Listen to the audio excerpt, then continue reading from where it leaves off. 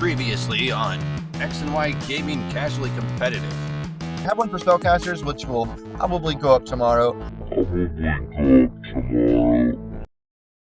Alright, yeah, I know that was like 6 days ago, I'm sorry, but look, check it out. Hello and welcome to X and Y Gaming Casually Competitive. And in today's video, I've got the Spellcaster Rush Duel Deck that I've built with the very, very limited card pool of Yu-Gi-Oh! Rush Duel cards. For those who don't know, Rush Duels just recently came out alongside the 7th installment of Yu-Gi-Oh! The new 7th installment of Yu-Gi-Oh! The anime is like genuinely brand new, rebooted, the new characters, new art style. They revamped the way the cards look. It's crazy. Check it out. But so Rush Duels. You start with 4 cards in your hand, 4,000 life points. Every turn, even the first turn, you draw one, or as many cards until you have 5. So even the first turn, player draws 1 card. So there you go. It's Rush Duels. Normal summon as many times as you want. Let's go. So here you go. You got Answerer, the Demonic Swordsman.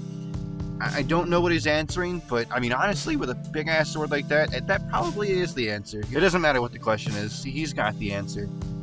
And then you got your water one, the Hydro Magician, also just decent, okay stats. I mean, let's be honest, when your general no tribute monster is no effect, having 1500 attack, having kind of guy like, look, this is not bad. This is not bad for 1 tribute, 1700 no effect, it's fine. And then on 1700 defense for light attribute, you got Lamoon. Just the one law. And then you've got 3 Dark Sorcerers. Again, no effect, but 1500 attack. He's your standard good beater card. Dark attribute, that is what it is, it's fine. And then you got Spell Archer at 3. He doesn't do anything, he's got 1000 attack, and he's wind attribute. And then at 3 also, but mainly for the defense, and even more specifically, mainly for the attribute, Stray Familiar. Pretty not the best card ever, but it does do one good thing for the deck. And that is starting with the highest level effect monster, level 7's Road Magician. Basically the new Dark Magician.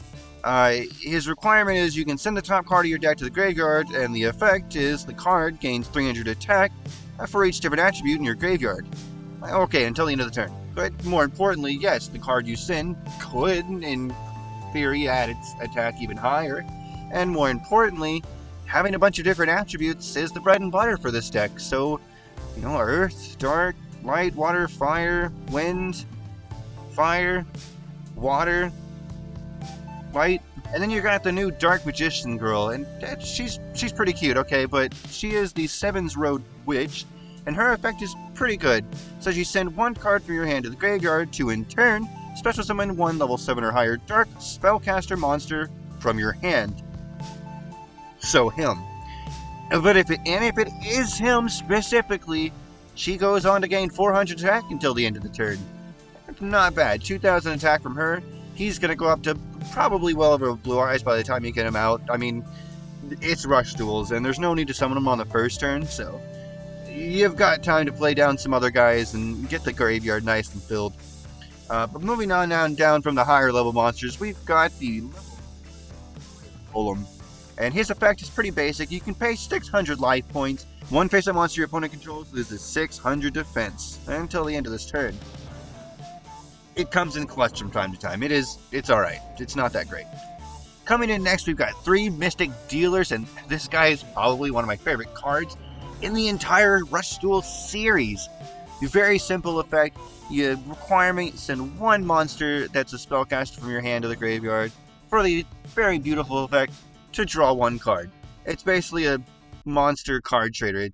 It's basically a card trader on legs. But he's nice, I like him. You play him down, it's not once per turn. Well, I mean, his effect is once per turn, but only for him. So like if you had another one or drew into it even, and you could use his effect, like if you had another one to send, you could do it. You could 3 times. If you had enough cards, you could do it. Last for the monsters, we're running 1 Diamond. Alright, so his requirement is you send him to the graveyard for the effect of 1 face-up level 4 lower spellcaster gets to attack directly that turn. Not the most impressive effect ever, let's be honest. But I figured it might come in clutch on occasion, so I might as well run him at 1. Moving on to the next spell cards. Moving on to the spell cards, we've got Recovery Force. 3 of them, and, well, this and the next trap card, which I'll get to eventually, and the first trap card, which I'll get to eventually, they kind of counteract with each other, but, I guess that's the risk you gotta take. Well, we'll get to that. So you shuffle 3 spellcasters from your graveyard back into the deck, so you can draw 1 card. Great recovery, and you draw power. It's fantastic. Then we'll have you send 1 card from your hand to the graveyard, so you can have 1 spellcaster monster you control gain 1,000 attack until the end of the turn. Yeah, it's just a quick attack boost to get over something, but it is what it is. I like it, it's fine. Then we've got the Spellcaster MST, which is, well, if you control a face-up Spellcaster, you can destroy a spell trap that your opponent controls. Very straightforward, nice, very nice artwork. It's kind of a shame they didn't bring Aquamador here, but, you know, when their highest defense, they're trying to go for a no tribute is like, 14, or 1 tribute is 17. They probably don't want a 2,000 defense monster, but still funny that he's there. And this card, by the way, is called Magical Stream. Moving on, we got 3 Dark Liberations. This is essentially a retrained Mirror Force specifically for spellcasters. It says for the requirement is its monster declares an attack, shuffle 4 spellcasters from the graveyard back into the deck for the very Mirror Force-y effect of destroying all of your opponent's attack position monsters.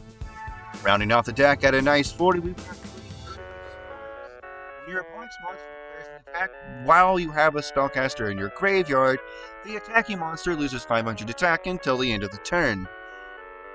It's kind of like the Fire Golem effect. It kind of comes in handy, but let's be honest, it's Rush Duels. It's not the best card ever, and they just came out, so their card pool is gonna be really small.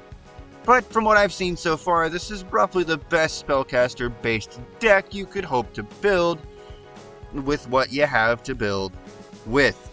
At any rate, I do hope you liked the deck, or at least the deck profile video.